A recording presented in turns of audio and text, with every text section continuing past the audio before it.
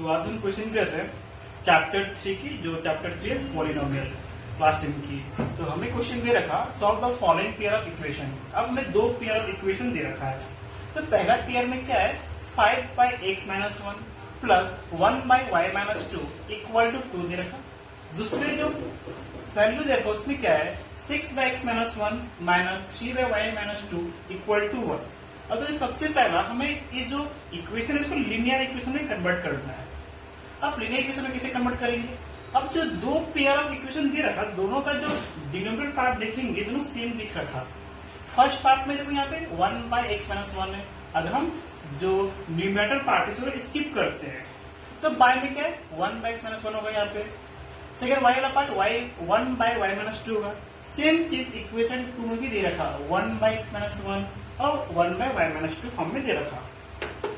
तो हम क्या करते हैं, इसको सबसे पहले हम क्या करते हैं, इक्वेशन 1 को हम इस तरह से लिखते हैं, 5 into 1/x-1 plus 1 into 1/y-2 equal to 2। ये हमारा इक्वेशन 1 था। इक्वेशन 2 का हम इसको अरेंज कर लेते हैं, 6 into 1/x-1 minus 3 into 1/y-2 equal to 1 दे रखा है इक्वेशन 2। देखिए जो हमारा वेरिएबल पार्ट है इक्वेशन 1 में भी 1/x-1 है, इक्वेशन 2 भी 1/x-1 है, इक्वेशन 1 में जो अब y वेरिएबल है 1/y-2 है, यहाँ भी 1/y-2 है। तो ये बाय फॉर्म में तो हम क्या करते हैं, हमें लीनियर इक्वेशन में चाहिए तो हम क्या करेंगे, यहाँ पे लेट 1/x-1 को कंसिडर कर लेंगे p और इसको हम नाम लिख देते हैं इक्वेशन 3 नाम दे देते हैं इसको, और 1/y-2 को हम लिख देते हैं इक्वल टू q नाम देते हैं, इक्वेशन 4 नाम देते हैं। ज्यादा क्लियर है। अब तो हम यहाँ पे अब हमने क्या किया, 1/x-1 को p एज्यूम कर रखा, तो हम लिख सकते हैं 5 इंटू इस पार्ट को हमने p कंसिडर किया, मीन्स 5 इंटू p आएगा, प्लस 1 इंटू इस पार्ट को हमने q कंसिडर कर रखा, q इक्वल टू 2। ठीक है, तो यहां से मुझे क्या मिलेगा, तो 5 into p 5p plus 1 into q equal to 2। अब ये हमारे और एक इक्वेशन मिल गया, इसको हम नाम लिखते इक्वेशन 5 नाम दे दिए। सेम उसी तरह हम करेंगे इक्वेशन 2 जो था इसमें 6 इंटू 1/x-1, तो 6 इंटू 1/x-1 में मैं p कंसिडर कर रखा, इसको p लिख लिया, क्या है माइनस है, माइनस लिखे। फिर 3 इंटू 1/y-2 इसको ना q कंसिडर कर रखा, q लिख लिया, इक्वल टू दे रखा यहाँ पे 1। इससे मुझे क्या मिलेगा, 6p minus 3q equal to 1। इसको इक्वेशन नंबर 6 दिख गया। तो अब हम क्या करेंगे, अब देखिए हमारा जो इक्वेशन है 5 और इक्वेशन 6 लीनियर फॉर्म में आ रखा, तो हम इक्वेशन 5 और 6 को सॉल्व करेंगे।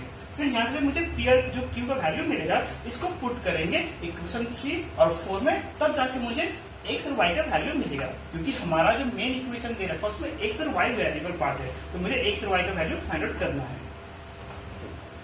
तो पहले इसको इरेज कर लेते हैं।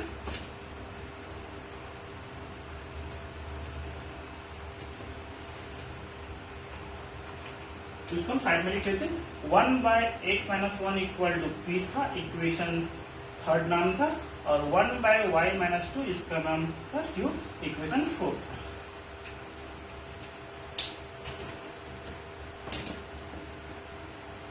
और जो दो इक्वेशन हमें मिल रखा है ये क्या है हमारे पास, एक हमारे पास 5p प्लस q इक्वल 2 है, इक्वेशन 5। दूसरा इक्वेशन दे रखा हमें 6p minus 3q equal to 1, equation 6 है। तो इसको हम सॉल्व करेंगे। अब हम इस दो इक्वेशन मिल रखा, लीनियर इक्वेशन है। अब इसको सॉल्व करने के 3 मेथड होता है। फर्स्ट मेथड का नाम होता है सब्स्टिट्यूशन मेथड है, सेकंड मेथड का नाम है एलिमिनेशन मेथड है, और थर्ड मेथड का नाम है क्रॉस मल्टीप्लिकेशन मेथड। लेकिन हम यहाँ पे सबसे जो इजी मेथड है एलिमिनेशन मेथड है, तो हम क्या करेंगे, जो इक्वेशन दे रखा है उसको एलिमिनेशन मेथड से सॉल्व करेंगे। इसमें क्या होता है, पहले मुझे किसी एक वेरिएबल को फिक्स करना पड़ता है। तो जो इक्वेशन 5 में है तो हम क्या करते हैं, q को फिक्स करने का ट्राई करते हैं। अब पी को भी फिक्स कर सकते हैं, कोई दिक्कत नहीं है, लेकिन हम क्यू को इसलिए फिक्स कर रहे हैं इक्वल, क्योंकि यहाँ पे क्यू का जो साइन है ऑपोजिट साइन है, तो मुझे साइन चेंज करना नहीं पड़ेगा। तो क्यू यहाँ पे इक्वेशन 5 में 1 क्यू है और इक्वेशन 6 में क्यू यहाँ पे माइनस में 3 क्यू है। अब इक्वल करने के लिए क्या करना है, नंबर को इक्वल करना है, तो हम इक्वेशन 5 में 3 मल्टीप्लाई कर देंगे और इक्वेशन 6 से 1 मल्टीप्लाई कर देंगे। तब जाके देखिए यहाँ पे 3 इंटू 1 3 इंटू क्यू 3 क्यू बन जाएगा और 1 इंटू 3 क्यू ये भी 3 क्यू बन जाएगा। तो क्यू वाला पार्ट सेम आ जाएगा, तो हम इसको एलिमिनेट कर सकते हैं। तो मुझे यहाँ से क्या मिला, 5p इंटू 3 15p हो गया, प्लस 3 इंटू क्यू 3q हो गया, इक्वल टू 3 इंटू 2 6, क्योंकि हम जो भी मल्टीप्लाई करते हैं ये पूरे होल इक्वेशन में मल्टीप्लाई होता है।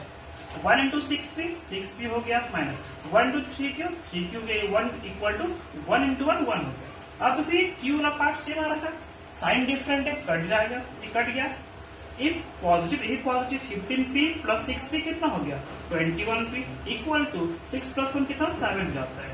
मुझे p फाइंड करना है, 21 है मल्टीप्लाई है, इक्वल टू अदर साइड हमसे डिवाइड हो जाएगा, तो 7/21 मीन्स p इक्वल मुझे मिल रखा 7 इंटू 1 7 इंटू 1 7 7 3 20 मीन्स 1/3, ये वैल्यू मेरा मुझे p का।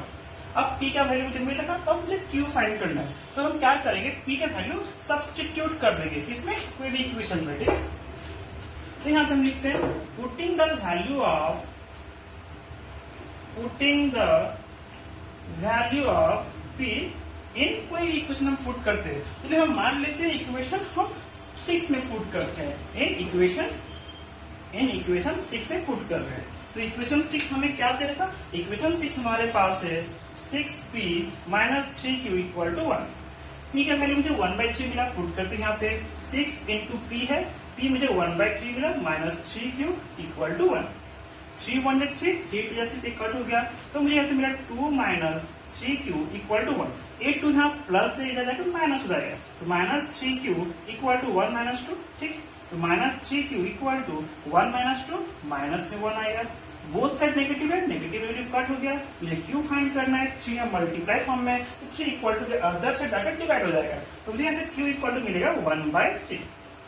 तो मुझे p और q का पॉसिबल वैल्यू मिल रखा, p इक्वल टू 1/3 और q इक्वल टू 1/3, ठीक।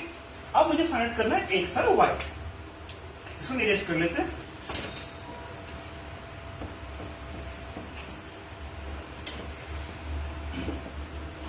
अब हमारा जो मेन इक्वेशन में था एक p और q कहीं पे नहीं था, यहाँ पे x और y फॉर्म में था।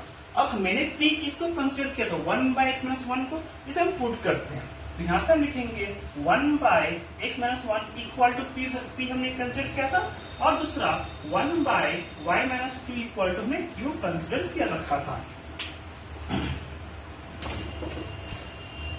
अब p का वैल्यू मुझे कितना मिलेगा, 1/3 पुट करते हैं, 1/x-1 इक्वल टू 1/3।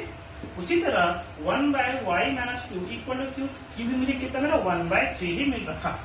अब देखिए यहाँ पे ये हमारा रैशनल नंबर है फ्रैक्शन फॉर्म में, और बीच में इक्वल टू साइन है, तो क्या करते हैं, क्रॉस मल्टीप्लाई करते हैं, ठीक है। फिर x-1 इंटू 1 हो गया, फिर x-1 into 1 equal to 3 into 1, यहाँ से क्या मिलेगा, 1 into x minus 1 into 1 equal to 3 into 1 3। फिर यहाँ से क्या है, x इक्वल टू 3 अपनी साइड में, देखिए यहाँ पे 1 लेफ्ट साइड में था, मुझे x का वैल्यू फाइंड करना है, x को सिंगल रखना है, तो -1 को राइट साइड में शिफ्ट कर देंगे, तो +1 बन जाएगा। तो x इक्वल मुझे क्या मिला, 3 + 1 इट इज 4, तो मुझे यहाँ से x का एग्जैक्ट वैल्यू मिलेगा 4।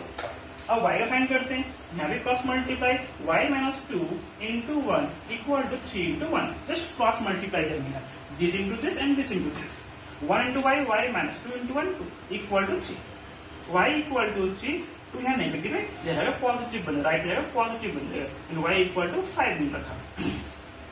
तो जो हमें जो दो पेयर ऑफ गिवन इक्वेशन दे रखा था, उसमें जो दो वेरिएबल था x और y, उसका पॉसिबल वैल्यू मुझे कितना मिला, x इक्वल टू 4 मिल रखा, y इक्वल टू 5 मिल रखा, मेरा हमारा आंसर।